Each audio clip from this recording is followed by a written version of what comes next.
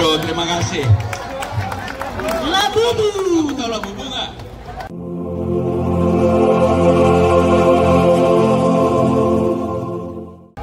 Tahu?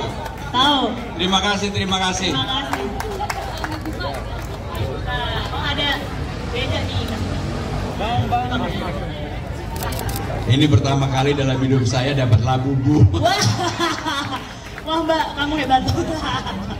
Sweet ya Pak, anak-anak sekarang. Oh iya, pasti ini akan saya kasih ke cucu saya. Wah, Terima kasih, terima kasih, terima kasih, terima kasih. Terima kasih ya. Terima kasih. Wow, Bapak udah dapat boneka Labubu, saya belum punya. Kode-kode maksudnya, sekarang kan kita nggak mau kode-kode, kita langsung ngomong sama Bapak, ya kan? Bapak, om.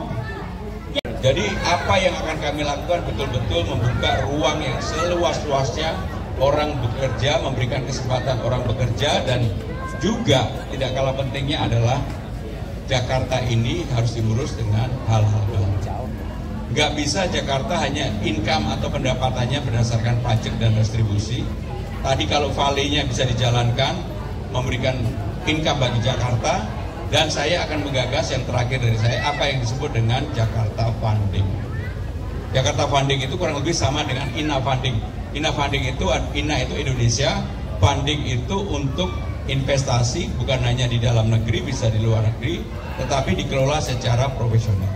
Jadi bagi saya pribadi, Bapak Ibu, saudara-saudara sekalian, membuka ruang seluas-luasnya bagi warga Jakarta untuk melakukan perbaikan. Ketika saya pergi ke Tanah Tinggi, terus terang saya udah lama sekali nggak pernah tersentuh sampai saya nangis melihat begitu problemnya itu sangat dasar dan elementer. Apa yang terjadi? Pagi hari ada air, siang, sore, malam hari nggak ada air, dan sudah bertahun-tahun nggak pernah ada keinginan untuk memperbaiki. Ketika saya tanyakan kenapa seperti itu, karena hanya bergantung air yang berasal dari Jatiluhur. Sehingga dengan demikian saya kalau mendapatkan amanah, betul-betul yang saya kerjakan adalah melakukan pekerjaan, menyelesaikan pekerjaan yang di bawah, bukan yang kemudian yang gede-gede. Masih umur dari 18, 19 sampai dengan 25 tahun. Problem utamanya ada 3. Yang pertama adalah lapangan kerja. Kenapa Gen Z sekarang ini disebut dengan apa tadi? Sandwich generation. Karena memang pertama dia ada beban pada diri sendiri, yang kedua keluarga, dan mungkin banyak juga Gen Z yang masih muda kemudian menikah, dia harus mengurus anak dan keluarganya. Jadi dia tertimpalah dari atas dan bawah. Maka dengan demikian ada 3 yang jadi problem di Gen Z itu. Yang pertama lapangan kerja, yang kedua adalah pendidikan, yang ketiga adalah kesehatan. Dengan lapangan kerja, bagaimana caranya supaya ada ruang lapangan kerja yang luas? Maka saya pribadi akan menggagas bahwa bagi Gen Z dan milenial ini diberikan kesempatan untuk satu, ada yang namanya balai latihan kerja di kecamatan. Setiap waktu, setiap saat mereka bisa melakukan latihan yang kemudian diberikan sertifikasi. Kalau mereka diberikan sertifikasi, mereka bisa kemudian tidak hanya bekerja di dalam negeri, tetapi juga bekerja di luar negeri. Yang kedua yang menjadi persoalan adalah para Gen Z ini, kalau ditanya kepada mereka, 38% pengen jadi entrepreneur, 28% pengen jadi ASN, cuma 2% yang pengen jadi petani. Artinya sudah ada perubahan paradigma cara berpikir Gen Z itu. Dengan demikian, apa yang harus dilakukan oleh Gen Z? Kalau memang dia pengen jadi entrepreneur, maka co-working space yang tadi Om sampaikan adalah untuk mereka punya tempat belajar, bekerja. Ya, jadi ruangannya ada, di sana wifi diberikan dan sebagainya. Jadi 3 hal itulah yang kemudian menjadikan problem di Gen Z. Yang terakhir, problem bagi Gen Z terutama kalangan menengah ke bawah, keluarga yang tidak mampu, keluarga yang mendapatkan KJP, dan mereka berharap mendapatkan KJMU, Kartu Jakarta Mahasiswa Unggul. Banyak sekali yang harusnya dapat tidak dapat, padahal anaknya pinter. Maka untuk itu pemerintah juga harus melakukan perbaikan pendataan kepada mereka, dan itulah yang harus dilakukan. Jadi inilah yang menjadi problem utama di Jakarta sekarang ini. Maka saya kalau mendapatkan amanah ini, maka yang begitu-begitu terus terang akan kami selesaikan terlebih dahulu, dibandingkan dengan membangun ruang-ruang yang terlalu besar yang memang itu hanya bermanfaat bagi golongan tertentu. Itu sisi. Terima kasih. Makasih Om Pram. Nah, silakan kasih tepuk tangan untuk Om Pram. Jadi serius ya, saya tadi awalnya, iya kita bercanda aja gitu. Keturunan Tionghoa, saya juga beragama Kristen, jadi saya pergi ke gereja. Saya cuma ingin tahu saran untuk pembangunan tempat ibadah, khususnya untuk gereja atau vihara misalnya dibandingkan dengan masjid. Terima kasih Pak. Jadi yang namanya pemimpin itu harus adil pada semua agama. Enggak boleh pemimpin hanya adil pada satu agama tertentu. Harus adil pada semua agama. Kalau di dalam agama Islam kita memberikan yang pada guru ngaji, marbot, dan sebagainya, untuk agama lain seperti kamu, di komunitas kamu kan ada yang namanya Holy Land. Jadi diberikan kesempatan yang sama untuk bisa Holy Land dan sebagainya. Tetapi bagaimanapun agama Islam ini, saya bukan bicara agamanya ya, tetapi Islam ini kan mayoritas, apalagi di Jakarta. Maka ya mereka harus mendapatkan porsi sesuai dengan komunitasnya. Dan tetapi kalau bagi saya kalau menjadi gubernur, saya gubernur semua agama, harus diberikan kesempatan yang sama pada semuanya. Dan yang tidak kalah pentingnya, toleransi kita itu diatur di dalam pembukaan undang-undang dasar kita. Gak boleh orang merasa bahwa ini hanya untuk satu agama tertentu. Enggak. Kalau saya untuk semua agama, dan saya akan memperlakukan. Terima kasih. Jauh-jauh dari sini tuh sebenarnya saya mau nanya, gimana sih Mas Pram memberikan solusi, cara-caranya, langkah-langkahnya kita mungkin rakyat kecil gitu, struktur organisasi dalam kelurahan, RT, RW itu sangat-sangat sulit. Terus kita di pingpong kalau mau bikin KTP aja katanya harus online dulu, ya kan, segala macam. Nah terus BPJS juga itu prosedurnya katanya sesuai dengan kartu keluarga, tapi istri saya sampai detik ini juga belum dapat BPJS gitu. Itu gimana Mas Pram? Jadi problem utama di bangsa kita, kenapa yang seperti ini selalu menjadi persoalan? Karena itu tadi, pendataannya buruk sekali. Datanya itu buruk sekali. Orang yang mendapatkan kartu Jakarta Pintar tiba-tiba hilang. Ketika datang mau mengadu di mana, di kantor kelurahannya nggak tahu, kantor kecamatan di mana dia tinggal juga nggak tahu, karena semuanya disentralisasi di Rawabunga. Masa harus pergi ke Rawabunga? Ibu tinggal di Tebet misalnya, harus ke Rawabunga. Itu hampir berapa jam untuk ke sana? Bukan lagi kalau macet, mengeluarkan biaya. Di sana tidak langsung dilayani, di pingpong kiri kanan sampai hari berikutnya tidak selesai. Maka pertanyaan tadi, gimana merubah itu? Secara struktur, yang namanya pendataan dikembalikan pada tingkat di mana orang itu berada. Seperti kamu misalnya di Petamburan, ya harus selesai di Petamburan. Nggak perlu kemudian dari Petamburan harus pergi ke Rawabunga. Nah, yang seperti itulah yang harus dilakukan. Siapa yang bisa melakukan itu? Yang bisa melakukan adalah gubernur maupun wakil gubernur yang ada, karena mereka punya kewenangan untuk itu. Apakah bisa? Harus bisa. Harus bisa. Jadi itu juga sama pertanyaan untuk PKH, BPJS, kurang lebih sama lah. Jadi masalah pendataan kita itulah yang menjadi problem kita yang utama. Ada lagi? Udah cukup jelas Pak. Ya semoga harapan kita itu benar-benar terrealisasikan Pak. Terima kasih. Terima kasih Mas Kaisar. Baik, silakan Pak, maju di sini Pak. Biar bisa langsung berhadapan-hadapan dengan Om Pram. Jadi nanyanya lebih dekat ya. Ini dulu ya. Assalamualaikum warahmatullahi wabarakatuh. Mas Pram, Yes. jadi bagaimana cara untuk mengatasi dua penyakit di Jakarta ini, yakni macet dan banjir? Ini pertanyaannya mudah, jawabnya nggak mudah.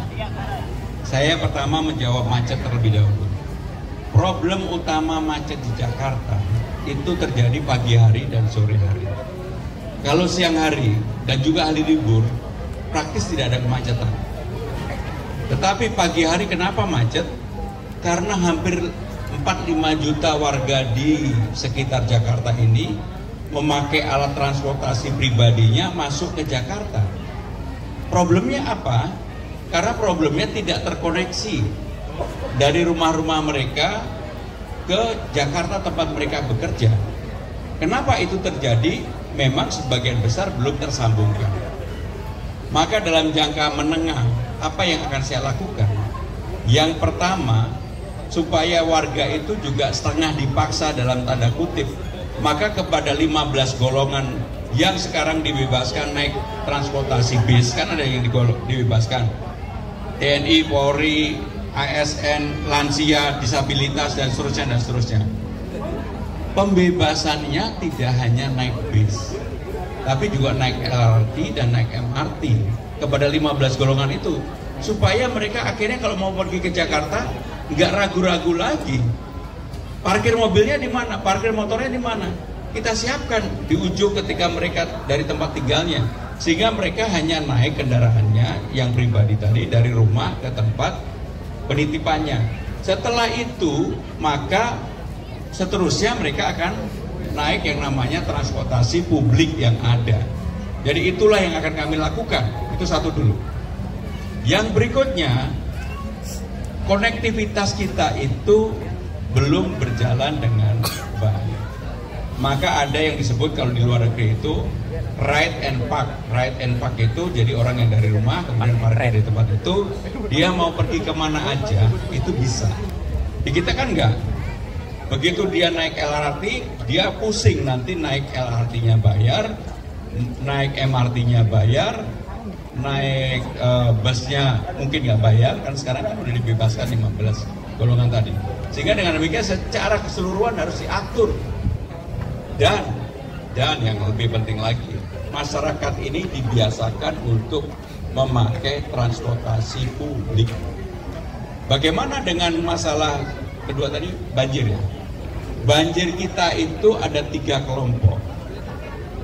1 banjir kiriman, 2 banjir lokal, 3 banjir rob. Apa perbedaan dan yang membedakan? Banjir kiriman sekarang ini sudah berkurang banyak. Kemarin pagi atau tadi pagi? Kemarin pagi, saya ke Sunter, ke Kali Sunter, Sungai Sunter. Praktis banjir kirimannya sudah berkurang, tetapi banjir lokalnya karena masalah tidak dikeruk, sampahnya tersumbat dan sebagainya, tetap terjadi banjir lokal. Kalau untuk Sungai Sunter ini banjir robnya nggak ada, karena banjir rob itu biasanya yang berhubungan dengan laut. Karena ketika laut naik, air permukaannya masuk ke dalam dan itu yang menyebabkan air yang dari itu nggak bisa turun. Jadi Jakarta sekarang ini banjirnya kenapa terakhir-terakhir ini relatif yang terjadi kebanyakan adalah banjir yang bersifat lokal. Karena apa? Apa yang digagas Mas Anies nggak salah dengan resapan. Naturalisasi juga oke, tetapi ternyata tidak cukup. Kalau warga sendiri tidak mau melakukan perbaikan untuk melakukan pengerukan dan sebagainya. Jadi itulah yang harus dilakukan. Dan warga juga harus mempunyai kesadaran bahwa mereka juga harus mau untuk memperbaiki, mengeruk fasilitas yang ada di tempat di rumahnya sendiri. Maka dengan demikian itulah yang harus dilakukan baik oleh warga, oleh pemerintah, terutama di Sunter. Mereka hanya meminta 300 meter itu dibuat turap yang baik supaya sungainya lebih bisa mengalir dengan baik. Tetapi memang ada, secara jujur saya udah melihat mata kepala sendiri di Tanah Abang. Menurut saya udah sangat susah untuk dilakukan perbaikan. Karena apa? Sungainya itu, di atas sungai sudah dibangun beberapa fasilitas publik, ada yang ini, itu dan sebagainya, termasuk rumah. Dan sekarang sudah hampir semuanya mampet. Kalau mau dilakukan pengerukan nggak mungkin, kecuali ya dibersihkan semuanya. Sehingga yang demikian maka warga yang menempati di situ juga harus melakukan perbaikan sendiri. Dan yang saya juga kadang-kadang sedih, ternyata di Jakarta fasilitas sanitasinya itu masih kurang banget. Bahkan tempat-tempat di dekat kita nggak membayangkan nggak punya jamban. Itulah yang kemudian betul-betul mengganggu pikiran saya ini jadi pejabat begitu lama, pembuat kebijakan, ternyata tidak semua kebijakan itu penerapan di lapangannya seperti yang kami pikirkan. Maka kalau saya jadi, maka yang utama bagi saya adalah yang kecil-kecil tadi, bukan yang besar. Yang kecil-kecil tadi yang harus diselesaikan. Itu sih. Baik, Om Pram, sebenarnya masih ada berkaitan ya dengan pertanyaan itu. Jakarta tuh harus bersinergi. Betul. Jadi kita nggak bisa ngeberesin itu semua dari masyarakatnya, dari daerah-daerah lainnya, Jabodetabek itu sendiri gitu loh. Nah, Om Rano juga sempat bilang di debat kalau Jakarta siang hari itu warganya 13 juta. Kalau malam 9 juta, berarti berapa juta yang bolak-balik setiap hari ke Jakarta gitu loh. Jadi gimana kita mau memecah macet itu gitu Pak? Gitu. Bapak kira-kira ada pertanyaan lagi nggak?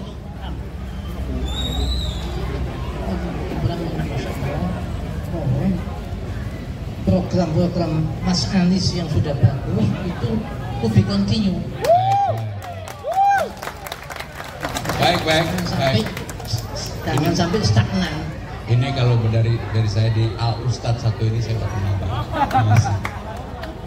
Terima kasih. Baik, terima kasih Bapak atas waktunya. Oke, sebentar kita. Maka yang dari Depok misalnya kalau dia bawa mobil akan ada tempat parkir tidak jauh dari tempat tinggalnya. Sejak itu begitu dia masuk Jakarta, dia mendapatkan kebebasan, bebas bayar MRT, LRT dan juga busway dan sebagainya. Kemudian kalau dibebaskan, dari mana negara bisa melakukan itu? Yang namanya transportasi publik di dunia itu harus disubsidi oleh pemerintah. Nggak bisa kemudian nggak disubsidi oleh pemerintah, harus disubsidi.